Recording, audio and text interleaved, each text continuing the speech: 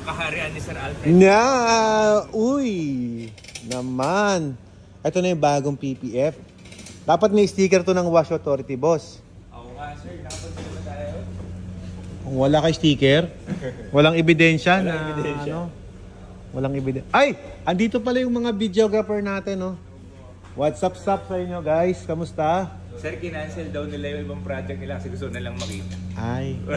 Kaya naman ako, boss. Sige. Cancel. Everything. Ganda. So, may interview tayo ngayon, gano'n? Paano ba? Oh, yeah.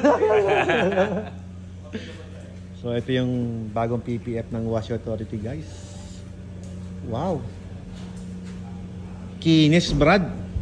Yes, sir. Pati yung mga grills niyo, sir, nilagyan namin sa harap. Anong grills? Tingin. Yung maliliit na grills.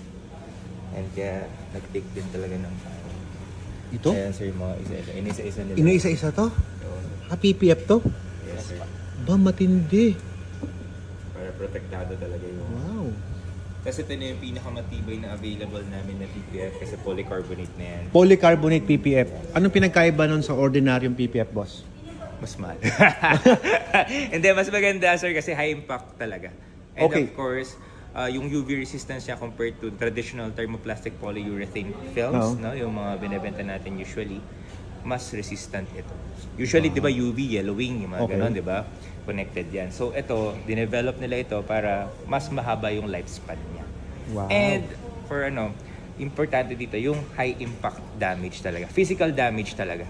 Ang So, gusto kung niya. gasgasin natin siya ngayon, boss? Oo, sir.